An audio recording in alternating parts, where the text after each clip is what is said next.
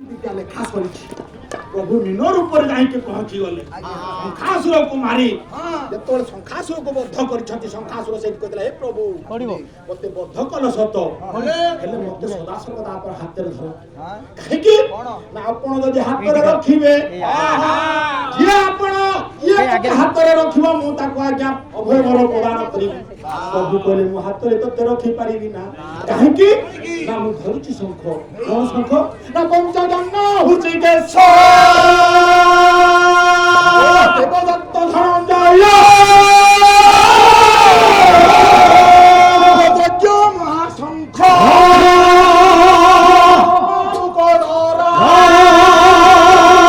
विजय राधा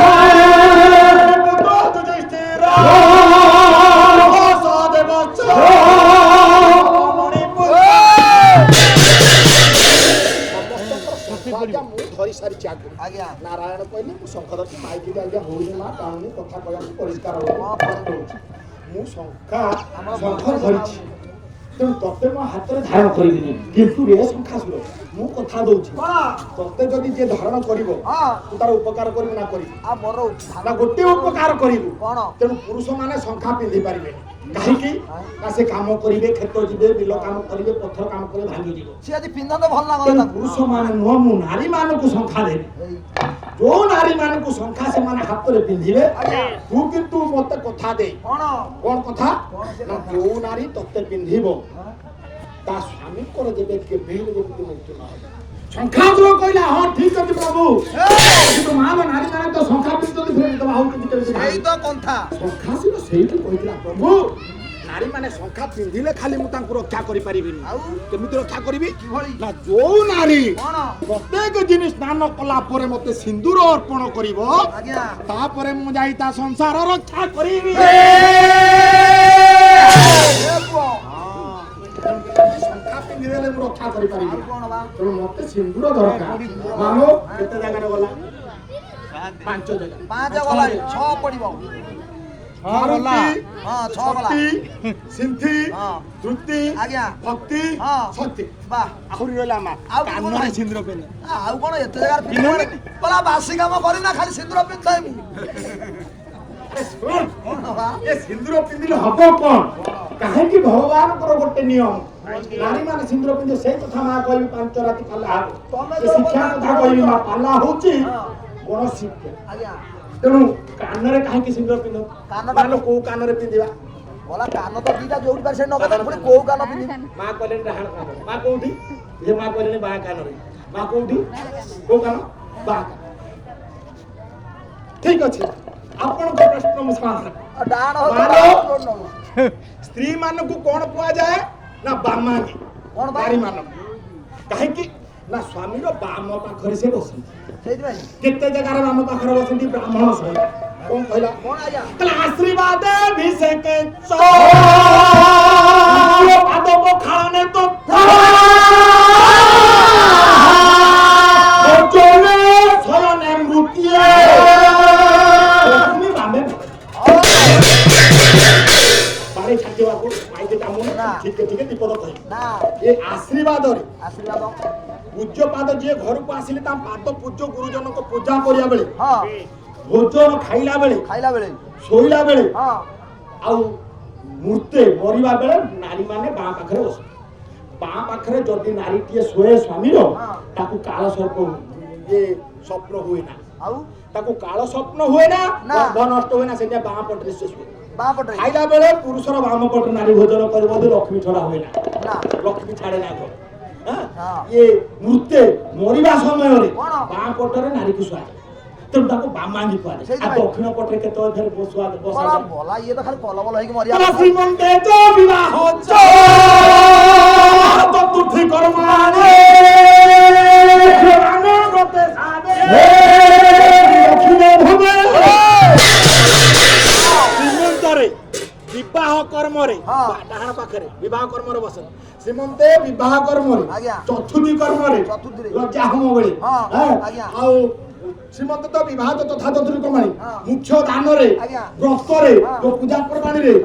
ये नारी माने डाहण पाखरे बस तेणु माँ आपण मान छटी कर्मर तो डाहण पाखे बसिले आज्ञा ଛଅଟି କାମରେ ବାଁ ପାଖରେ ବସିଲା ବାଁ ପଟେ ବସିଲା। ତାକୁ ବାମାଙ୍ଗି କାହିଁ କଲା ଦକ୍ଷିଣାଙ୍ଗି କଲା ସେଇ ତ ବିଲୁକୁରୁ ଯିଏ ବାହା ହଉନି ସେ କଣ ମୁଁ କେଉଁଠି ବସି ଆଜିକାଲି ଆଉ ଅଛି ନା ମୋବାଇଲ ତ ବାହା ହେଇଯାଉଛି। ନାରୀ ମାନଙ୍କୁ ବାମାଙ୍ଗି କୁହାଗଲା ଦକ୍ଷିଣ ପଟରେ ତ 6 ଥର ବସିଲେ ଆଜ୍ଞା ବାଁ ପଟରେ ତେଣୁ ଟିକେ ରହିଯା, ତେଣୁ ମାନ ବାମ ପଟ ହଉଛି କାହାର ନା ନାରୀ ମାନଙ୍କର ତେଣୁ ବାଁ ଅଙ୍ଗ ହଉଛି ନାରୀ ମାନଙ୍କର ହଁ ହେଁ? ଆଜ୍ଞା ଦକ୍ଷିଣ ଅଙ୍ଗ ହଉଛି ପୁରୁଷ ମାନଙ୍କର ହଁ ତେଣୁ ମା ଆପଣ ମାନେ କୁହନ୍ତୁ କୋଉ କଥା? ନାରୀଟି ସିନ୍ଦୁର କାହିଁକି ପିନ୍ଧୁଛି କାହାର ରକ୍ଷା କରିବାକୁ ସ୍ୱାମୀର ନା ତା ନିଜର ନା ତା ନିଜର ରକ୍ଷା ଜଣେ ନାରୀ ସଦା ସର୍ବଦା ଚାହେଁ ମୁଁ ମରିଯାଏ ଆଉ ମୋ ସ୍ୱାମୀ ଠିକ କିନ୍ତୁ ରହୁ ମୋ ସ୍ୱାମୀ ବଞ୍ଚିଥାନ୍ତୁ ମୁଁ ଅହିସୁଲକ୍ଷଣ ହେଇକି ଯାଏ ମୁଁ ବରଂ ବଞ୍ଚିଥାଏ ମୋ ସ୍ୱାମୀ ତେଣୁ ଯଦି ଜଣେ ନାରୀ ତା ସ୍ୱାମୀ ପାଇଁ ସିନ୍ଦୁର ପିନ୍ଧେ ତାହେଲେ ତା ସ୍ୱାମୀର ଅଙ୍ଗ କୋଉଟା ସ୍ୱାମୀର ଅଙ୍ଗ ଜାଣୁ ନା ଆମେ ଡାହାଣ। ହଁ ତେଣୁ ଦକ୍ଷିଣ କାନରେ ମା ସିନ୍ଦୁର ପିନ୍ଧିବ ସିନ୍ଦୁର ପିନ୍ଧିବ ସିନ୍ଦୁର ପିନ୍ଧିବ ଦକ୍ଷିଣ କାନରେ ଆମେ ଧନ କେତେ ପଇସା ଦବ ତମେ ଦଉଛ ସେମିତି ହଉଛନ୍ତି ମୁଁ ବାସ ରାତିରେ ତେଣୁ ମା ଦକ୍ଷିଣ କାନରେ ସିନ୍ଦୁର ପିନ୍ଧାଏ ତେଣୁ କେତେ ଜାଗା ହେଲା 7 ଜାଗା ସାତ ମାରୁତି ହଁ। ସତୀ ଆଜ୍ଞା। ସିଦ୍ଧି ହଁ। ତୃପ୍ତି ବାସ୍। ଭକ୍ତି ହଁ। ଶକ୍ତି ଶ୍ରୁତି ଦକ୍ଷିଣ କାନ ହେଲା ସ୍ମୃତି ମାନେ ଗୁରୁଙ୍କର ଚିର ସ୍ମୃତି ହେଇ ରହିବା ପାଇଁ ଆଚ୍ଛା ହାଁ? ତେଣୁ ଯଦି 7 ଜାଗାରେ ଗୋଟେ ନାରୀ ସିନ୍ଦୁର ପିନ୍ଧାଯାଏ ଆଜ୍ଞା। ତାକୁ କଣ କୁହାଯାଏ ନା ସତ ଇତି ସତୀ କୁହାଯାଏ ବାସ ବାସ ତେଣୁ ନାରୀ କି ମା ସତୀ କୁହାଯାଏ ଆଜ୍ଞା ହାଁ? ହଁ ସତୀ କୁହାଯାଏ ନାରୀ କି ଏଇଥିପାଇଁ କଣ? ନାରୀର 15ଟି ନାଁ ଲୋ ମା କଣ କଣ ରୁହ ତମେ ଏମିତି ଗୋଳେଇକି ଯାଉନା ସମୟ ନାହିଁ ତମେ ପଇସା ନବ ନାଇଁ ଏ ବାବା ସମୟ ଇରେ ନାହିଁ ଆମ ଘରେ ଗୋଟେ ନାଁ ଦେବାକୁ ଆମକୁ ସମୟ ମିଳେ ଚାରିଟା ସମୟ ଆମକୁ ଅଛି 4ଟା ପର୍ଯ୍ୟନ୍ତ ପାଲା କରିବା ଅରୁଆ ଡାଲମା ବାସି ହେଇଯିବ ସାରେ ଆଜ୍ଞା ଗୋଟେ ଧର ଗୃହିଣୀ କୁହାହେଲା କାହିଁକି ମାନେ ଘର ରକ୍ଷା କରୁଥିବାରୁ ଗୃହିଣୀ ଆଜ୍ଞା ନାରୀ ସ୍ୱାମୀ ମାନଙ୍କ ନରକରୁ ଉଦ୍ଧାର କରୁଥିବାରୁ ନାରୀ ତାପରେ? ପତ୍ନୀ ହଁ। ସ୍ୱାମୀକୁ ପତନରୁ ରକ୍ଷା କରୁଥିବା ବା ଘର ପତନରୁ ଘର ଭାଙ୍ଗି ଭଙ୍ଗା ଗଲେ ନାରୀ ଖରି ଖୁରିକା ଝାଡ଼ିକି ସଫା କରେ ଆଜ୍ଞା ତାପରେ ଏଇଭଳି ଅନେକ କାମ ହଁ ଆଉ ଭାଇପ ଭାର୍ଯ୍ୟା ଘରର ଭାରସାମ୍ୟ ରକ୍ଷା କରିବାରୁ ହଁ। ସ୍ୱାମୀର ଭାରସାମ୍ୟକୁ ରକ୍ଷା କରିବାରୁ ଭାର୍ଯ୍ୟା ଏଇପରି 15ଟି ନାଁ ଅଛି ନାରୀର ମା ସେ କଥା ଥାଉ ସାଥୀ। ତେଣୁ 7ଟା ଜାଗାରେ ଯେତେବେଳେ ନାରୀ ସିନ୍ଦୁର ପିନ୍ଧେ ଆଜ୍ଞା ତାକୁ ସତୀ କୁହାଯାଏ ହଁ ହାଁ? ସତୀ କିଏ ଲୋ ମା ସତୀ ପୁରା ସତୀ କିଏ ଜାଣୁ ନା ପଚାରୁନ ମତେ ମୁଁ କହିବି ସତୀ କିଏ ଏ, ପଚାରୁନାହାନ୍ତି ଯୋଉ ଗତ ଇଲେକ୍ସନ ଗଲା ଖାଲି ସର୍ଟରେ କହିଦଉଛି ହଁ। ଆମେ ହେଲୁ 2 ଭାଇ ମୋ ଭାଇ ବୋଉ ଗୋଟେ ଇଲେକ୍ସନରେ ଛିଡା ହେଲା ଗୋଟେ ପଟରେ ମୁଁ ମୋ ସ୍ତ୍ରୀ କି ଛିଡା କନି ଗୋଟେ ପଟରେ ଖାଲି କଥାଟା ଟିକେ ଲକ୍ଷ୍ୟ କର ମୋ ସ୍ତ୍ରୀ ସତୀ କି ନାହିଁ ମୁଁ ଆପଣଙ୍କୁ ପ୍ରମାଣ ଦଉଛି ଯେତେବେଳେ ଇଲେକ୍ସନ ହେଲା ମୋ ଭାଇ ବୋଉର ହେଲା ଛତା ଚିହ୍ନ ମୋ ସ୍ତ୍ରୀର ହେଲା ଲଣ୍ଠନ ଚିହ୍ନ ଆମ 2 ଜଣଙ୍କର ପ୍ରଚାର ଆଜ୍ଞା ଚାଲିଲା ଭୋଟ ହେଲା 27 ତାରିଖ ଗଣନା ହବ ଭୋଟ ବାକ୍ସ ବସିବ ଅଫିସର ବସିଲେ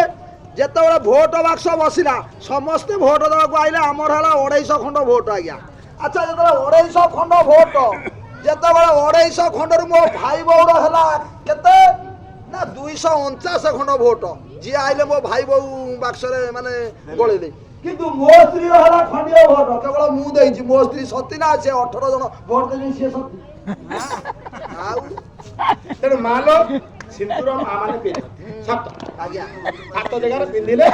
ଯୋଉ ନାରୀ ପ୍ରକୃତରେ 7 ଜାଗାରେ ପ୍ରତ୍ୟେକ ଦିନ ସିନ୍ଦୁର ପିନ୍ଧେ ହଁ। ସେ କେବେ ହେଲେ ବିଧବା ହବନି ନା। ତା ଘରୁ ଅନ୍ନ ସମ୍ପଦ ନଷ୍ଟ ହବନି ଲକ୍ଷ୍ମୀ ବସିବେ ହଁ। ଗ୍ରହ ଦୃଷ୍ଟି ପଡିବନି ନା। ତା ସ୍ୱାମୀର କେବେ ହେଲେ ବିଘ୍ନ ତା ସଂସାର କେବେ ହେଲେ ଆଜ୍ଞା ନଷ୍ଟ ହବନି ନା। ତେଣୁ ମାଲୋ ଆପଣ ମାନେ କୁହନ୍ତୁ ସିନ୍ଦୁର ଜନ୍ମ ହେଲା